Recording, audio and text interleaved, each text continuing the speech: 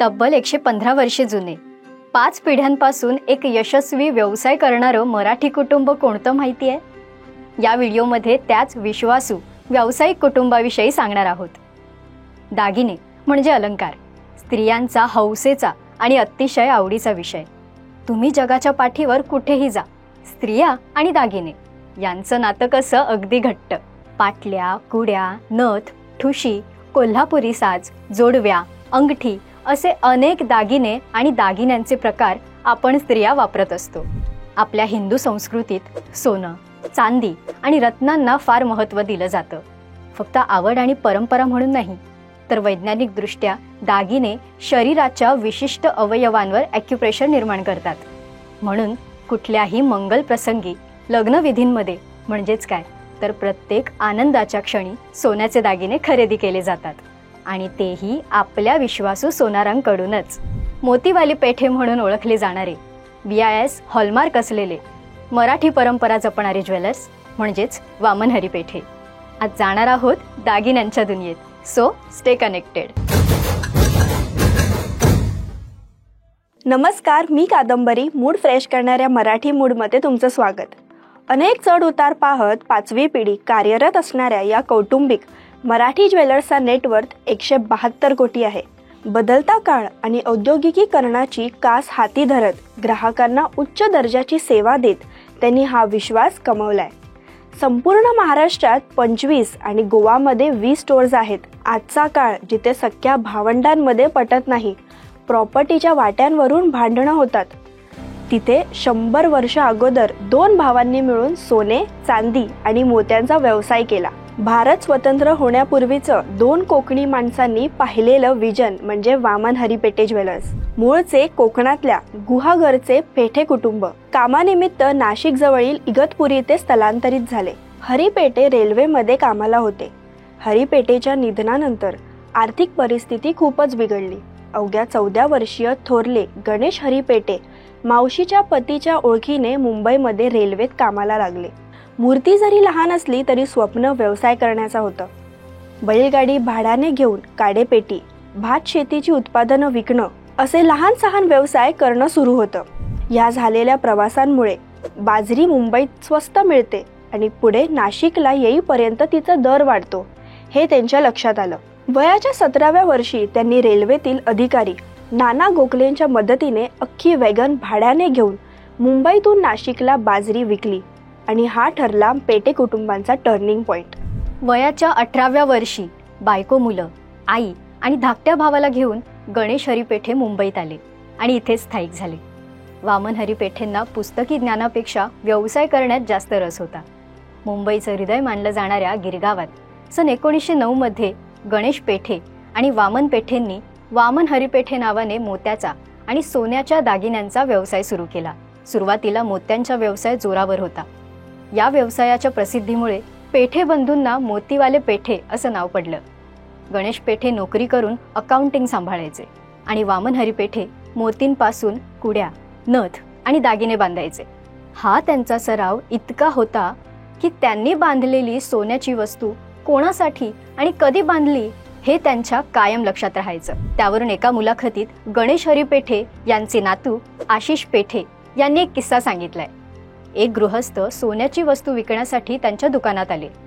वामन हरी पेठे यांनी ती वस्तू पाहिली आणि पाहता क्षणी त्यांच्या चटकन लक्षात आलं की ही वस्तू त्यांनी लालचंद वीराचंद यांच्यासाठी बनवलेली आणि ती नंतर चोरीला गेली होती. या गृहस्थाला त्यांनी पोलिसात पकडून दिलं. यावरून लक्षात येतं की आपल्या कामाविषयी ते किती प्रामाणिक होते.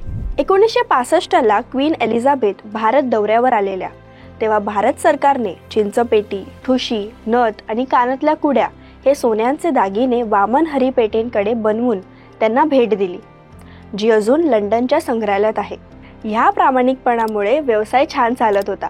एवढ्यावर थांबून चालणार नव्हतं, अजून विस्तार करायचा होता. म्हणून 1964ला दादरमध्ये त्यांनी पहिलं रिटेल आउटलेट स्टोअर काढलं. या दरम्यान अनेक अडचणी आल्या. 1970मध्ये सरकारने गोल्ड कंट्रोल ॲक्ट आणलं, ज्यामध्ये 14 कॅरेटपेक्षा जास्त प्युरिटी असलेल्या सोन्याचा कोणताच दागिना दुकानदार विकू शकत नाही.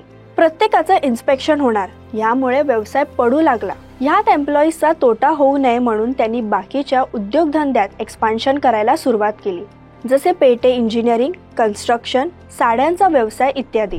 2000 साली सरकारने गोल्ड पॉलिसी ओपन केली. गोल्डच्या किमतीही वाढायला लागल्या. बऱ्याच गॅपनंतर 2003 साली बोरिवलीला तिसरी ब्रँच काढली. या दुसऱ्या पिढीने बिझनेसमध्ये कॉर्पोरेट स्ट्रक्चर आणलं. तिसऱ्या पिढीने ग्राहकांना चांगली सर्व्हिस प्रोव्हाइड केली. बदलत्या काळानुसार होत चाललेल्या प्रगतीनुसार वामन हरी पेठे ज्वेलर्स आणखी अपग्रेड आणि प्रसिद्ध होत होते. चौथ्या पिढीने म्हणजेच पेठे कुटुंबातील सदस्यांनी या काळात बऱ्याच गोष्टी नोटीस करून त्या सुधारल्या. जसे ग्राहक लांबून यायचे, संख्या जास्त असल्यामुळे स्टोअरची जागा अपुरी पडायची, ग्राहक ताटकळत रांगेत उभे राहून कंटाळून जायचे. शिवाय वाढत्या कॉम्पिटिशनमध्ये बाकीच्या ज्वेलर्समुळे ग्राहक ओढले जात होते. थोडक्यात ग्राहकांना चांगली सर्व्हिस मिळावी, ग्राहक कुठे दुसरीकडे जाऊ नयेत म्हणून ग्राहकांना जिथे गरज लागेल तिथे अवेलेबल राहता यावं यासाठी त्यांनी प्रत्येक स्टेशनवर आपली ब्रांच काढली. आज त्यांच्या 25हून अधिक ब्रांचेस आहेत. शिवाय ग्राहकांच्या वाढत्या मागण्या, बदलत्या काळाप्रमाणे वामन हरी पेठे ज्वेलर्स शॉपचे इंटिरियर, स्टोअरचे फॉर्मॅट, बदलत्या डिझाईन्स, या कस्टमरच्या मागण्या, अमराठी कस्टमर्सना टिकवून ठेवणं, त्यांना चांगली सर्व्हिस देणं, या गोष्टी अपडेट केल्या आणि अजून चांगल्या प्रकारे करतायत. व्यवसायाला आणखी चालना मिळावी म्हणून आधुनिक माध्यमांबरोबर ॲडव्हर्टाइजमेंट मीडियम अडॉप्ट करून त्यांनी टेलिव्हिजन, रेडिओ, न्यूजपेपर यांद्वारे ते घरोघरी पोचले. स्टँडर्ड ऑपरेटिंग प्रोसिजर सेट केलं. पिहू कलेक्शन, नवीन्या कलेक्शन, विभा कलेक्शन यातून त्यांनी नवीन दागिन्यांचे डिझाईन्स काढले.